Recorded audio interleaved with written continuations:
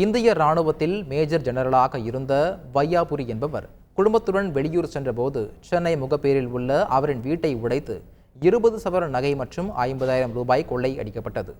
கைரேகை மற்றும் சிசிடிவி கேமராக்களை ஆய்வு செய்த தனிப்படை போலீசார் கோவை சென்று கொள்ளையில் ஈடுபட்ட ஸ்ரீதர், விக்கி வசந்த், அகில்குமார் ஆகியோரை 24 மணி நேரத்தில் கைது செய்தனர்.